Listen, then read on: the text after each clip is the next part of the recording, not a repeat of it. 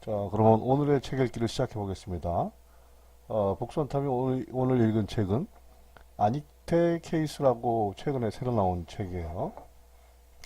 아닉테 씨는 그 애국가의 작곡가로 널리 알려져 있고요. 코리아 판타지, 한국 환상곡도 많이 알려져 있죠. 근데 이 책 제목 보시면 알겠지만은, 왼쪽은 이제 하회탈 한국이고요. 그리고 오른쪽은 일본 사람의 탈이에요. 도대체 어느 쪽에 속하는지를 묻는 책입니다. 제목을 이렇게 잡아보세요. 애국하다가 친일했으면 사과를 한번 하고 다시 등장해야지. 친일한 적이 전혀 없는 듯이 완전히 100% 순혈 애국자인 것처럼 속이면 안 되지요. 하는 제목을 잡아봤어요. 이 책 내용이 그런 내용을 품고 있습니다. 그 안익태 선생의 친일 행각은 벌써 한 10여 년 전부터 얘기가 나왔어요. 그래서 뭐 새로운 얘기는 아니지만 이번에 이혜영 교수는 한신대 국제관계학부 교수입니다. 이혜영 교수는 친일은 물론이고 친나치까지 했다는 그런 혐의를 제시를 해요, 이 책에서. 그건 이혜영 교수가 뭐 독일에서 공부하신 분이니까 독일어 익숙하고, 그래서 독일 그 국가 문서보관소 이런 데 내용을 주셨다고 그렇게 책에서 밝히고 있습니다. 그래서 그 친나치를 했다는 증거로서 뭘 제시하냐면은 1941년에서 44년 사이에 유럽에 머물면서 주로 독일과 독일의 점령국들, 나치 그 영향 밑에 있는 나라들에서만 집중적으로 활동했다는 거죠. 또 그때 주로 연주한 곡목이 만주국, 또 에텐나쿠 이런 일본을 찬양하는 노래들이었다고 그래요. 음악들. 만주국이라 그러면 저는 만주국을 이렇게 얘기하고 싶어요. 만주국에 대해서 사실은 뭐 잘 알려져 있지 않지만요. 만주국은 사실은 일본이 만든 미국 같은 나라였어요. 만주라는 그 사실은 임자가 없는 땅에 거기에 뭐 5개의 민족, 일본, 한국, 중국, 몽골 등등해서 5개 민족이 화합을 이루면서 뭐 왕도 낙토를 이룬다 하는 그 지상낙원을 이룬다 하는 그런 차원에서 만든 나라예요. 일본 제국주의가 만든 위성 국가이면서 사실은 어떤 면에도 굉장히 그 미국 같은 나라예요. 동양의 미국.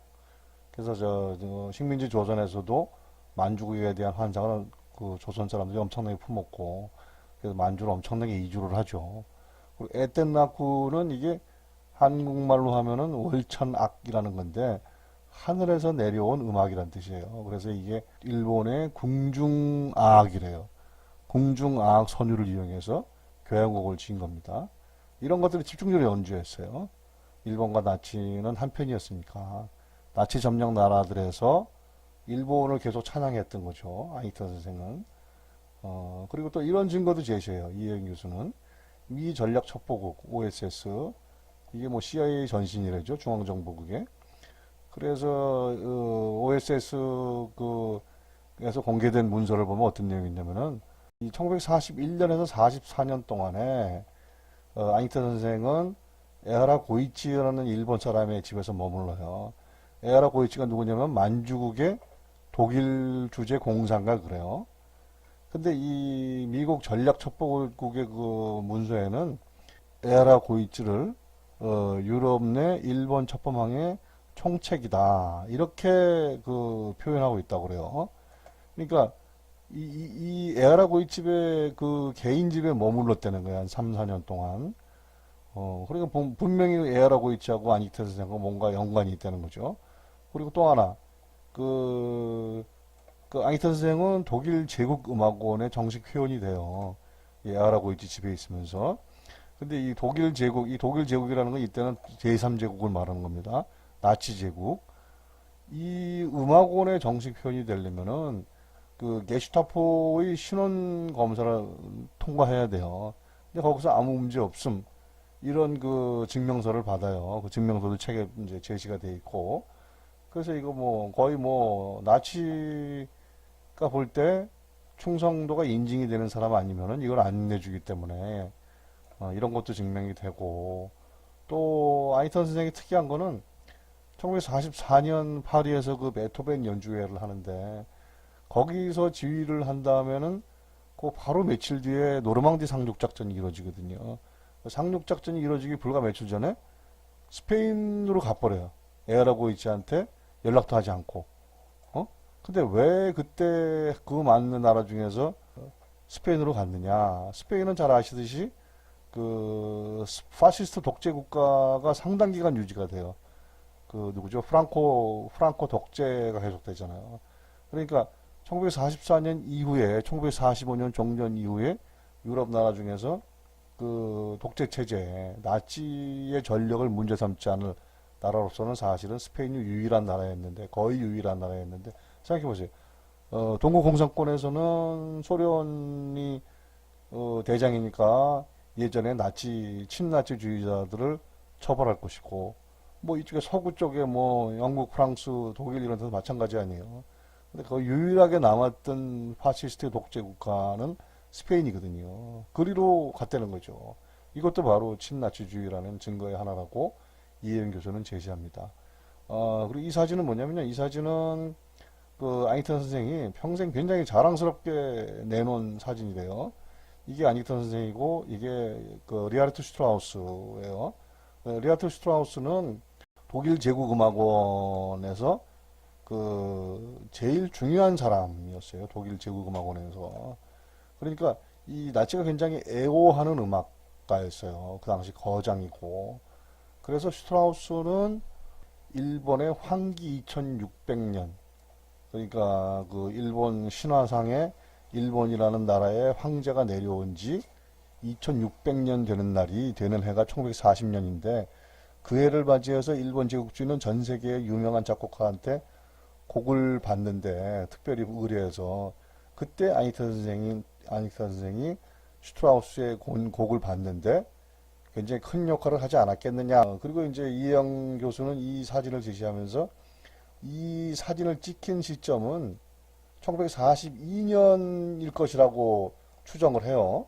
이 사진이 발견된 그 독일 연방 문서보관소의 그 파일 철이 1942년 음악회 그 관련 철에서 나왔는데 1942년도에도 그 나치 치하의 독일에서 그 일본 찬양하는 그런 음악회가 열리면서 이 사진이 찍혔으니까 그리고 이 악보가 아마도 슈트라우스가 작곡한 일본 축전곡의 악보가 아니겠느냐 이렇게 해석을 합니다.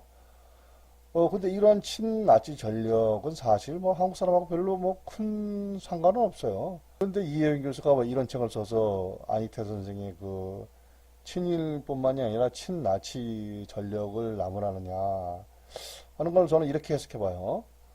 요거는 이제 이 전체 내용을 제가 한번 요약해 본 겁니다. 1935년에 안희태가 29살 때 애국가를 작곡해요. 예? 피 끓는 애국심으로. 또 1938년에는 그 애국가 선율이 들어간 한국 환상곡도 만들어서 뭐 아일랜드에 가서 연주회하고 그래요. 열혈 애국 청년이었죠. 뭐 근데 그렇게 따지면 이완용도 젊어서는 독립협회 회원이었었고 이광수는 28 독립선언 썼고 최남선은 3.1 독립선언서 썼잖아요. 근데 나중에 모두 대단한 그 뼛속까지 친일파가 됐거든요. 그러니까 젊었을 때 뭐 애국가 만들고 이런 걸로 모든 그 평생 그랬느냐? 아닐 수 있어요. 근데 아니타 선생은 이 애국가를 작곡하고 해외에서 쭉 생활했기 때문에 그런 걸로 여겨지고 있어요. 평생 애국자였던 걸로. 그래서 이거는 그 당시 조선일보에 1934년 2월 15일자 조선일보에 실린 기사랍니다. 그래서 뭐 미국 악단의 총화, 우리 음악가 안군 뭐 등등해서 이런 기사가 났었고, 이게 1934년이면은 애국가를 작곡하기 1년 전이죠. 그래서 이거는 뭐 그 당시 미국의 뭐 첼로를 잘 켰다니까요. 안익태 씨는. 이 뭐 익태안 뭐 코리안 첼리스트 연주회 뭐 이런 걸 알려주는 그 팜플렛인 것 같아요. 이랬던 청년이지만 일본이 만주국을 세우는 게 1931년이에요. 베이징을 점령한 게 1937년이고 그리고 진주만을 공격하는 게 1941년 12월 7일이에요. 그래서 뭐 계속 뭐 일본은 이제 중국 쳐들어가고 또 동남아시아 쳐들어가고 급기야 미국과 전쟁을 걸면서 아시아 태평양 전쟁이라는 그 세계 전쟁에 뛰어들죠. 뭐 순식간에 베이징을 점령하고 그다음에 상해도 점령하고 뭐 남경까지 쳐들어가고 그리고 급기야는 미국도 먼저 선제 공격을 하고 특히 그 진주만 공격이 굉장히 중요해요. 일본이 진주만을 공격하면서 많은 일본 사람들이 그 정신이 버뜩 들었다 그러고 또 굉장히 많은 전향자가 나와요. 그 전에 뭐 사회주의 뭐 했던 사람도 전부 다 천황 중심의 전체주의 국가로 돌아서는 그러니까 사회주의 난 더 이상 사회주의 안 하고 천황을 모실 거야 하는 그런 전향자들이 많이 나오는 게 이 진주만 공습 이후거든요. 그건 뭐 조선도 마찬가지죠. 그래서 아이테 선생이 에하라 고이치 앞에 나왔습니다. 그 독일 주재 만주국 공사예요. 에하라 고이치한테 접근을 먼저 했대요. 에하라 고이치의 그 기록에 의하면은 그리고 1942년 12월 10일부터 그 베를린의 에하라 집에서 기거하기 시작했대요. 날짜가 기가 막히죠. 진주만 공습 3일 뒤에 전격 일본의 독일 첩보 총책 집으로 이사 들어가는 거예요. 뭐 이 진주만 공격에 대해서 일본 사람들이 이렇게 하여튼 뭔가 자랑스러워하는 그게 있어요. 세계 최강 국가를 우리가 먼저 공격해서 일단 초전에는 무릎을 꿇렸다 하는 게 그래서 1942년에는 만주국 건국 10주년을 기념해 만주곡이라는 그런 그 교향악을 이 아니타 선생이 작곡을 하는데 이 만주곡하고 한국 환상곡이 겹치는 부분이 있답니다. 그래서 악보를 보면 더 드러난대요. 그래서 이혜영 교수는 이렇게 얘기하죠. 만주국이라는 이 노래가 결국은 한국 환상곡 아니냐. 여기서 약간 그 바꿔치기 한 거 아니냐. 한국 환상곡에는 그 잘 아시듯이 그 애국가 부분이 들어가요. 애국가 합창 부분이. 그거를 쏙 빼면 만주국이 되고, 그 만주국에서 애국가 부분을 싹 빼면 다시 한국 환상곡이 되는 거 아니냐. 이런 의혹을 이혜영 교수는 제기합니다. 그리고 이 책 128쪽에 보면은 아이터 선생이 그 만주국의 악보를 없애서 지금 악보를 찾을 수가 없대요. 뭐 그런 얘기가 나옵니다. 그리고 요 사진은 이제 책에 나오는 건데 그 이혜영 교수가 독일 연방 문서보관소에서 그 동영상을 촬영했대요. 이 동영상이 뭐냐면은 여기 보면 이 독일어 이렇게 써 있어요. 에키타이 안 지휘. 미국에서 활동할 때는 익태안이잖아요. 익태안. 조선식의 이름의 영문 표현. 이때는 이제 이름이 바뀌어요. 에키타이 안이라고. 에키타이는 익태의 그 일본식 발음이죠. 일본어식. 에키타이 안 지휘의 그 축제 뮤직이다. 그리고 그 가사는 에하라 고이치가 썼다 하는 거예요. 이 가사를 보면은 독일과 일본과 이태리 이 삼국 주축 삼국이라고 그러죠. 주축 삼국이 힘을 합쳐서 이겨야 한다. 미국, 영국을 그런 내용이 들어가 있고 이 남아있는 이 동영상에 이 배경에 있는 게 만주국 그 악보랍니다. 이 책의 103쪽, 104쪽에는 한국 환상곡이 만주국하고 겹치는 부분이 많다 하는 거를 집어내요. 특히 그 한국 환상곡의 482마디 밑에 그 이하를 보면은 화려한 강산 한반도 나의 사랑 한반도 너희뿐일세 무궁화 삼천리 나의 한반도 영광의 태극기 길이 빛나라라는 부분이 있는데 요것이 만주 환상곡의 피날레 여성 합창 파트하고 일치한다는 거예요. 악보상으로 악보를 분석하니까 이렇게 의혹을 제시하는 거예요. 안익태가 애국 청년일 때는 한국 환상곡을 만들어서 발표도 하고 그랬는데 일본이 미국도 쳐들어갈 정도로 막강해지자 그 한국 환상곡에서 애국가 부분을 싹 드러내고 가사도 바꾸면서 만주국이라는 그 교향악곡을 만들어서 일본의 충성을 표시한 게 아니냐.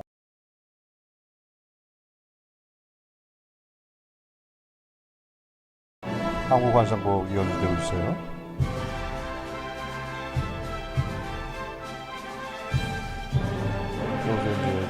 애국가 주제가 나오죠. 애국가 선율이.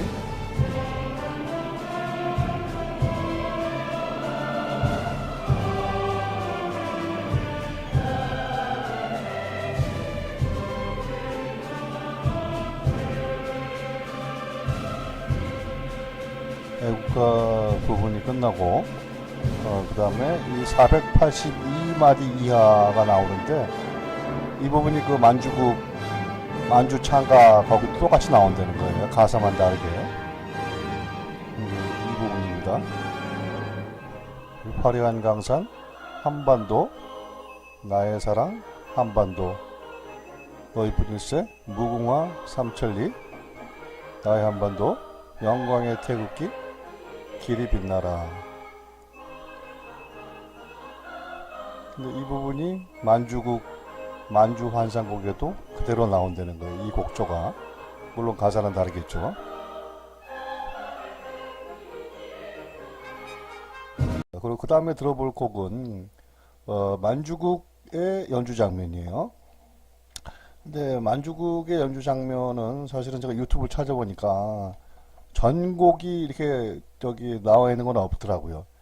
이거는 그 나치 점령하에 프랑스에서 아니면 대한뉴스 같은 그런 거기 나오는 부분이랍니다.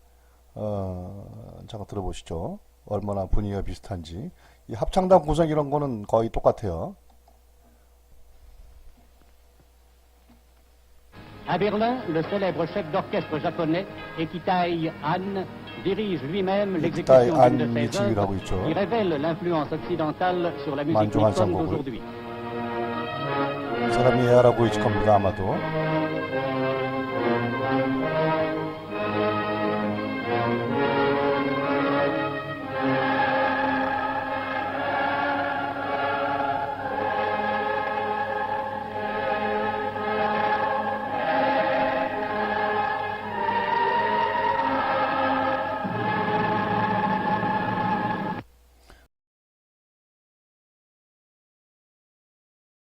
오늘은 애국가 작곡가 안익태 씨의 애국의 대상이 때로는 조선이었다, 때로는 일본이었다, 왔다리 갔다리 했다는 내용을 알아봤고요. 다음에는 이랬던 안익태 씨가 해방 뒤 그것도 이승만 정권, 박정희 정권이 들어서면서 독재 정권이 확실시된 다음에 한국에 들어와서 어떤 일들을 했는지 그 과정에 문제는 없었는지 하는 점을 이혜영 교수의 책을 중심으로 해서 마저 알아보겠습니다. 고맙습니다.